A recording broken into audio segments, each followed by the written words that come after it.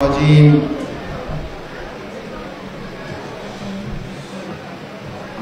بسم الله الرحمن الرحيم. قال الله الحكيم في كتابه الكريم: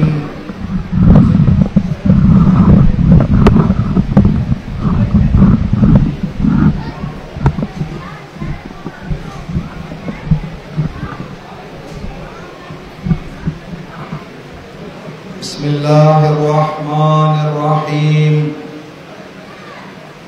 وبشر الصابرين الذين إذا أصابتهم مصيبة قالوا إنا لله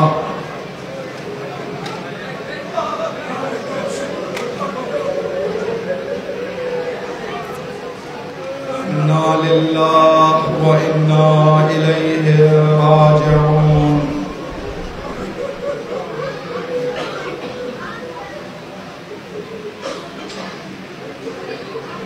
عصر عاشور ہے.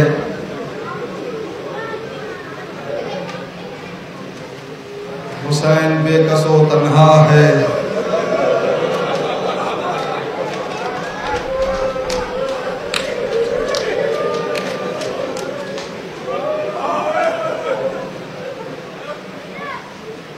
ایسا ہی وقت تھا جب حسین نے ایک نگاہ دائیں ڈالی، ایک نگاہ بائیں ڈالی، ٹھنڈی سانس لے کر فرمایا: حبیب تم کہاں چلے گئے؟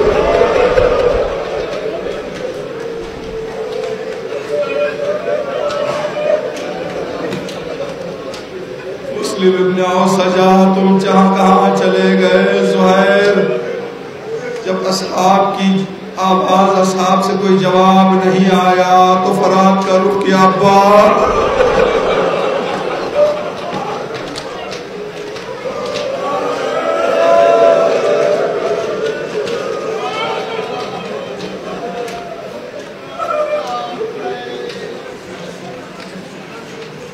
کوفے کا ایک امام کا چاہنے والا، علی کا چاہنے والا،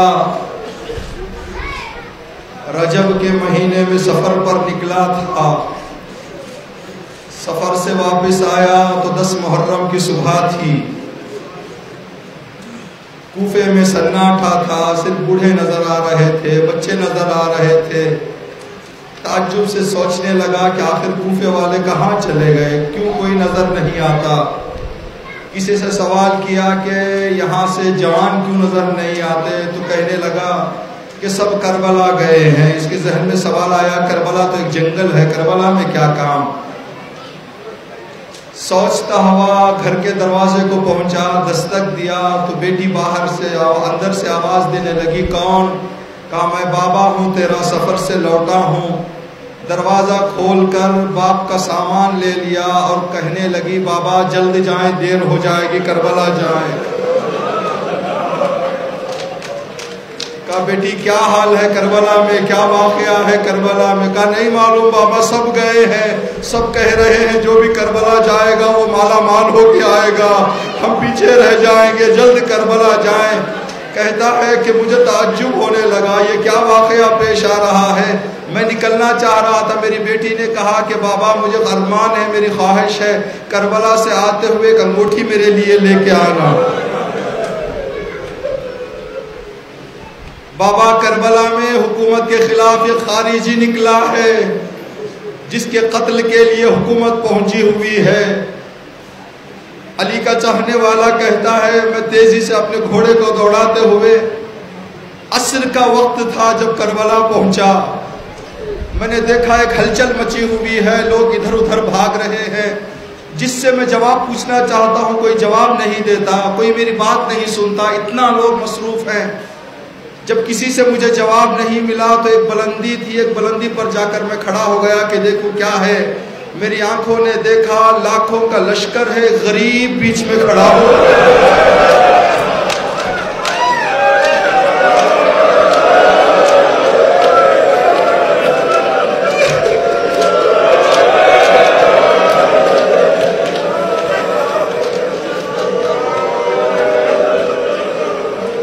بیچ میں اکیلا ایک تنہا کھڑا ہوا ہے جس کو سارے گھیرے ہوئے ہیں، بڑی بہادری کے ساتھ مقابلہ کر رہا ہے۔ میں نے ذہن میں یہ سوچا کوئی معمولی آدمی نہیں ہے، اتنے لوگوں کا مقابلہ کر رہا ہے، آخر یہ کون ہو سکتا ہے، یہ کیا ہو رہا ہے، کیوں کوئی مجھے جواب نہیں دیتا؟ اسی کشمکش میں من لشکر پر نگاہ ڈال رہا تھا۔ اتنے میں نے کیا دیکھا، کسی نے میرا شانہ ہلایا، میں نے دیکھا وہی گھوڑ سوار میرے قریب آیا ہے، کہا کہ اے شخص جا اپنے گھر جا، یہ انگوٹھی لے اپنے بیٹی کو کہہ دینا فاطمہ کا لال ہے باقی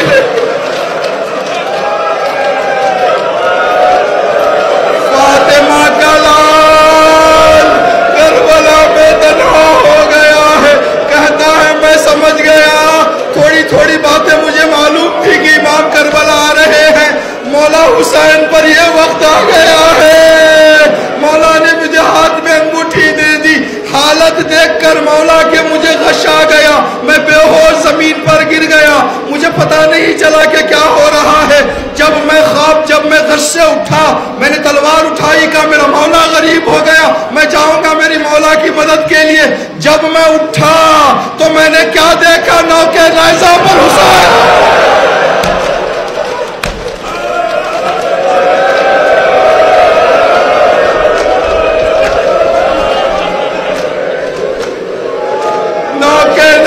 پر میرے مولا کا سر بلند ہے، میرا مولا آنکھوں سے مجھے دیکھ رہا، میں نے کہا مولا شرمندہ۔ اللہ اکبر،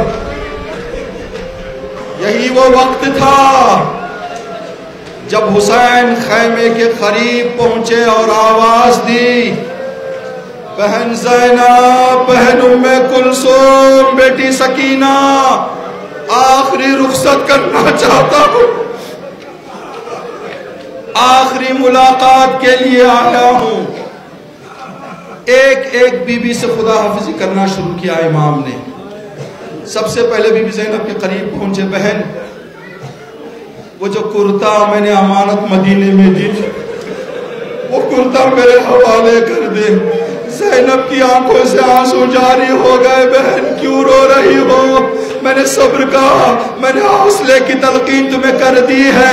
کہا بھیا میں 3 سال کی تھی جب میری ماں کی گود میں بیٹھی ہوئی تھی، اس کرتے کو جب ماں گوندتی تھی ہر دھاگے پر کہتی یا حسین یا حسین۔ میں نے اماں سے سوال کیا، اماں آج تک آپ نے حسن و حسین کے لیے بہت کرتے سلے ہیں، لیکن اس پر حسین حسین کیوں کہتی ہو؟ تو فاطمہ نے فرمایا بیٹی یہ میرے حسین کا لباس نہیں ہے، یہ میرے حسین کا کفن ہے۔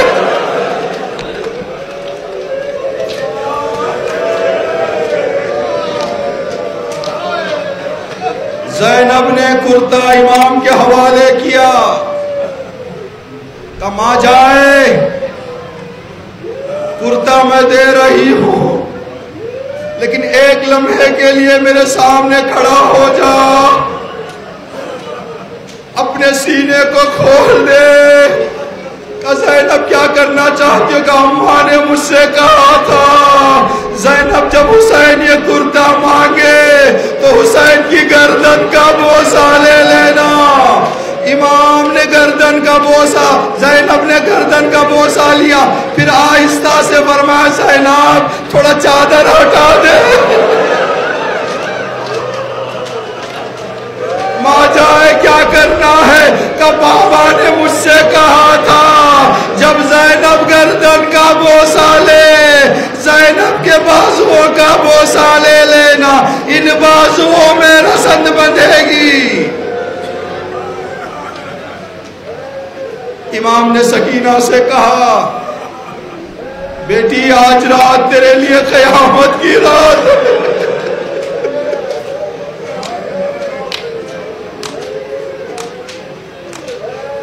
بیٹی ماں جہاں کہے وہاں سو جانا، بیٹی پھوپھیا جہاں کہے وہاں سو جانا۔ جناب ام کلثوم کے قریب گئے، بہن ام کلثوم اللہ اکبر سنیں گے؟ یہی وقت تھا ام کلثوم جب مدینہ جانا میرے شیعوں کو مجھے سلام اور ان سے یہ کہہ دینا جب بھی ٹھنڈا پانی پینا حسین کو یاد کرنا آخر حسین کتنا پیاسا تھا. یہاں مولا پیاس یاد کرنے کو کہہ رہے ہیں. جب ذوالجنا آیا تو سکینہ نے یہ نہیں پوچھا ذوالجنا میرے بابا کو کتنے تیر لگے, میرے بابا کو کتنے تلوار لگے. ایک سوال کیا ذوالجنا جتنے بھی تیر لگ جائیں جتنے بھی تلوار لگ جائیں اتنا بتا دے بابا کو پانی پلایا گیا.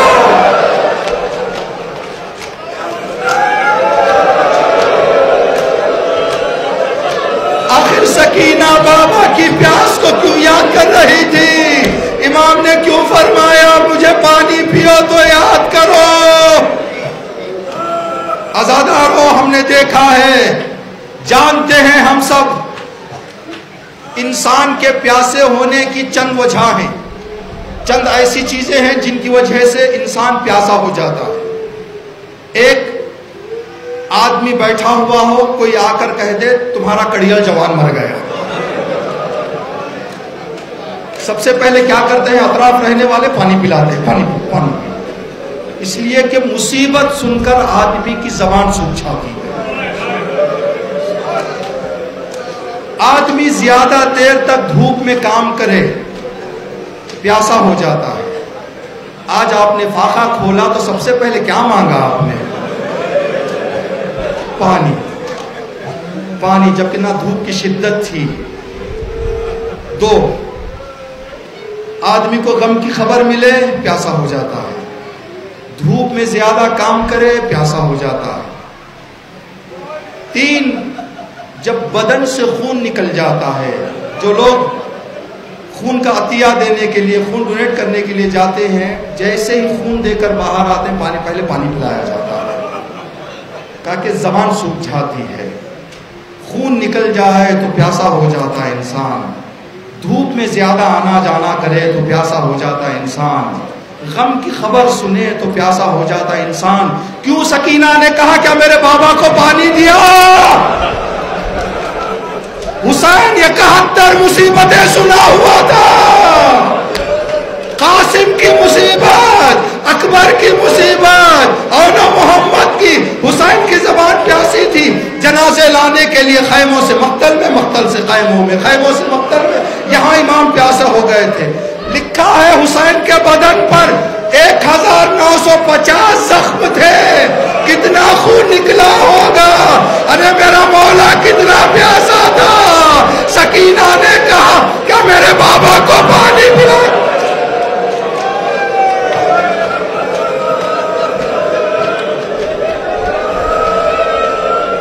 کیا میرے بابا کو پانی پلایا گیا؟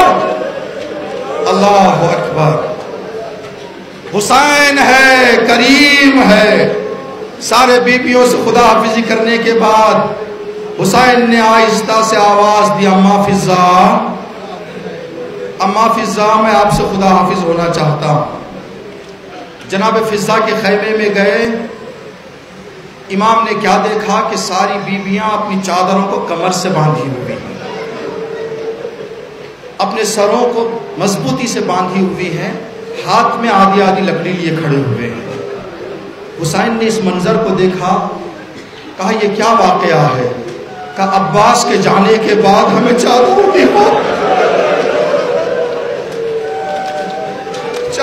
حفاظت کا انتظام کر رہے ہیں. اما فضا, آپ نے بچپن سے دیکھا ہے کہ ماں نے ہمیں کتنے لاڑوں سے پالا ہے, کتنا دکھ ماں نے اٹھایا ہے. اما فضا, اگر کوئی سکینہ پر یا زینب پر حملہ کرنے کے لیے آئے تو آپ درمیان میں آ کر ان کو بچا لینا. کہا مولا جب تک میری جان میں جان ہے میں حفاظت کرتی رہوں گی. امام باہر آئے, سکینہ مجھے جانے کی اجازت دو. امام ذوالجنا پر سوار ہو چکے تھے. سکینہ نے فرمایا بابا میں خدا حافظ تو کر دوں گی لیکن یہ ایک کام کر دیں. بیٹی کیا ہے؟ بابا تھوڑا گھوڑے سے اتر جائے، زلجنا سے اتر جائے. امام زلجنا سے زمین پر آئے. بیٹی کیا بات ہے؟ بابا بیٹھ جائیں. امام بیٹھ گئے. کہا بابا لیٹ جائیں. امام لیٹ گئے. سکینہ سینے پر سو گئی. ایک جملہ کہا، بابا اس کے بعد مجھے یہ مجھے پھر یہ سینہ نصیب نہیں ہوگا. شہید مرتضی مطہری فرماتے ہیں امام نے روز عاشور 2 کام کیے. خیموں کی حفاظت بھی کرنا تھا، دشمنوں کا مقابلہ بھی کرنا تھا. اگر خیموں سے دور ہوتے تو دشمن کے خیموں میں آ جانے کا خطرہ تھا، اگر قریب رہتے تو سامنے آ جانے کا خطرہ تھا. اس لیے امام نے ایک ایسے جگہ کو انتخاب کیا تھا جہاں سے آواز خیمے تک بھی جائے، ظالموں کا مقابلہ بھی ہو سکے. یہاں حسین کہتے تھے اللہ اکبر اللہ اکبر. بیویوں میں حوصلہ تھا، ابھی مولا ہیں، ابھی مولا کی آواز آ رہی ہے، ابھی فاطمہ کا لال ہے. اللہ اکبر. ادھر سے دشمن آگے آنے کی کوشش کرتے تھے، لڑائی کرتے تھے، لیکن کسی میں زیادہ جرأت نہیں ہوتی تھی. آخر حسین، زخمی حسین، داغ دیکھا ہوا حسین، پیاسا حسین کب تک لڑتا؟ 2000 ظالموں کو واصل جہنم کیا حسین نے. آخر آواز آئی ہاتف غیبی کی، حسین جنگ کے جوہر دکھا چکے، اب صبر کے جوہر دکھاؤ. حسین نے تلوار نیام میں رکھی، تھوڑی دیر کے لیے گھوڑے سے اترے، مشت پر تلوار کی مٹھی پر سر رکھ کر حسین آرام کرنا چاہ رہے ہیں. ایک مرتبہ کیا دیکھا؟ ظالموں کے درمیان سے آواز آئی. شمر نے کہا جاؤ فاطمہ کے لال کا سر قلم کر لو. کسی میں آگے آنے کی جرأت نہیں. کہا کہیں زخمی شیر سے اٹھنا چاہے ہمیں نہیں چھوڑے گا. ایک مرتبہ ایک ظالم نے آواز دی، دیکھنا چاہتے ہو کہ حسین زندہ ہے یا نہیں؟ کہا زور سے آواز دی، جاؤ خیموں کی طرف حملہ کرو. حسین سر اٹھائے، اے ظالموں ابھی حسین. جیسے ہی کہا حسین ابھی میں زندہ ہوں، ایک ظالم نے پتھر اٹھایا، حسین کی پیشانی کا نشانہ لگایا. زیادہ دور نہیں کھڑا ہوا تھا، اتنی تیزی سے سر پہ پتھر لگا، حسین کی آنکھوں میں اندھیرا آ گیا. حسین دیکھنے لگے کہ سر کا خون آنکھوں پہ آ رہا ہے. دامن کو اٹھایا تاکہ خون صاف کرے. حرملہ نے نشانہ لیا، حسین کے سینے پر تیر، حسین کے سینے سے جا کر پشت سے نکل گیا. روایت میں ہے دائنے گال کی طرف. آج آپ نے اعمال میں کیا نا، صرف دہنا گال خاک میں رکھا، بایاں گال خاک میں نہیں رکھا. کیوں؟ اس لیے کہ عاشور کے دن حسین نے 2 ہی کام کیے. دائنی طرف سے زمین پر گرے، پھر سجدے میں سر رکھ دیا. کہا حسین کی اتباع میں یہ کام کرو. امام زمین پر گر گئے، خیموں میں کوہرام مچ گیا. شمر آگے بڑھا، امام حسین کے قریب آیا، کہا میں حسین کا سر قلم کر دوں گا. اللہ اکبر. بڑے غور سے سنے، قیامت کے جملے ہیں. زینب پر قیامت کا منظر. جب حسین کی آواز کانوں میں سنانی بند ہو گئی، جناب زینب خیمے سے باہر نکلی. گئے ہیں زائرین زیارت کرنے کے لیے. تلہ زینبیہ پر کھڑی ہو گئی. دھواں تھا، اندھیرا تھا، دھول تھی. زینب کی نگاہیں حسین کو ڈھونڈ رہی تھی. ایک جگہ منظر کیا دیکھا؟ ایک گودال ہے، ایک چھوٹا سا گڈھا ہے جہاں ایک شخص لیٹا ہوا ہے اور ایک شخص سینے پر بیٹھا ہوا ہے. زینب غور سے دیکھنے لگی، کپڑوں سے پہچان گئی کہ میرا ماں آیا ہے. جناب زینب کہہ رہی ہے میں دیکھتی رہی 70 قدم سے، شمر نے خنجر نکالا. اللہ اکبر. کربلا میں 2 شہید ایسے ہیں جن کی روح ابھی پرواز نہیں ہوئی تھی، جن کے سر کو تن سے جدا کیا گیا. ایک 17 دن کا دولہا وہاب کلبی کے سر کو ابھی وہاب زندہ تھے جدا کیا گیا. دوسرا فاطمہ کا لال حسین. امام رضا علیہ السلام کا وہ جملہ مصائب کا کہ میرے جد حسین کو پشت گردن سے کاٹا گیا. امام حسین لیٹے ہوئے تھے. امام نے احساس کیا کہ کوئی میرے سینے پر بیٹھا ہے. آیت اللہ جوادی عاملی فرماتے ہیں کہ امام نے آنکھ کھولی, ایک جملہ کہا, شمر تو بہت بڑی جگہ بیٹھ گیا, تو بہت بڑی جگہ بیٹھ گیا. جس سینے کو رسول بوسہ دیا کرتے تھے, جس سینے کا میرے نانا بوسہ لیا کرتے تھے, اس سینے پر تو سوار ہو گیا ہے. دشمنی تھی علی کی. شمر نے کہا میں تمہیں تڑپا تڑپا کر قتل کروں گا. امام کو پشت کے بل لٹایا. امام کا چہرہ کربلا کی ریت پر پشت گردن سے ذبح کرنا شروع کیا. آپ نے دیکھا ہے جانوروں کو ذبح ہوتے ہوئے, کہتے ہیں چھری تیز ہونی چاہیے اور سامنے سے ذبح ہو, اس لیے کہ یہاں پر شہرگ ہے, شہرگ کٹ جائے گی پھر تو درد ختم ہو جائے گا. یہاں شہرگ ہے, اگر یہاں سے ذبح کرنا شروع کریں تو یہ کٹتے کٹتے ہڈیاں کٹ کر شہرگ کو آنا ہے. جب تک شہرگ نہیں کٹتی انسان کا جان نہیں جاتی, انسان زندہ ہوتا ہے. پشت گردن حسین تھے. شمر نے خنجر اٹھایا. جب تک گوشت کٹ رہا تھا حسین کی زبان پر تھا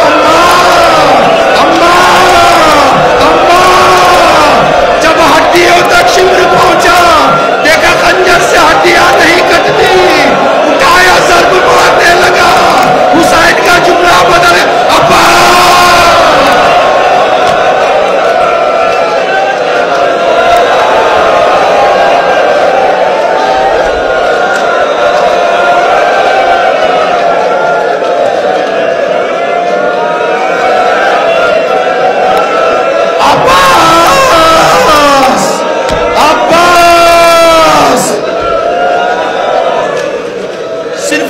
سنے کہ گردن کٹ گئی. بہن دیکھ رہی تھی زینب کی نگاہوں میں. اللہ اکبر. ادھر حسین کی گردن کٹی. مدینے میں قیامت برپا ہو گئی. صبح عاشور سے جب سغرا نے علی اکبر کی اذان سنی بے تاب ہو گئی. ایک لمحہ صبر نہیں تھا, ایک لمحہ دکھ رک نہیں رہا تھا. ام سلمہ گود میں سر لیے فاطمہ صغرا کا دلاسا دے رہی تھی. بیٹی گھبرانا نہیں, بابا آئیں گے, بیٹی تمہارے بھائی آئیں گے, بیٹی گھبرانا نہیں. فاطمہ صغرا گود میں لیٹی ہوئی تھی. ایک لمحے کے لیے ام سلمہ کی آنکھ لگ گئی. ام سلمہ نے خواب میں کیا دیکھا, رسول اللہ آئے ہیں, سر پر خاک ہے.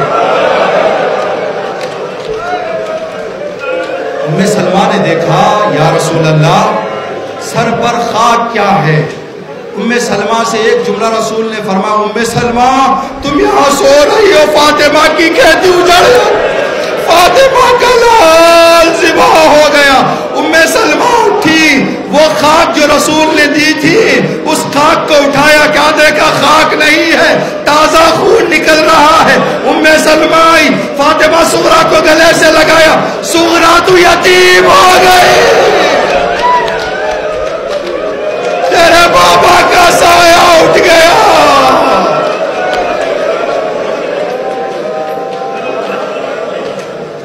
فاطمہ صغرا اب بابا کا انتظار چھوڑ دے, تیرا بابا شہید ہو گیا. الا لعنت اللہ علی القوم الظالمین سیعلم الذین ظلموا.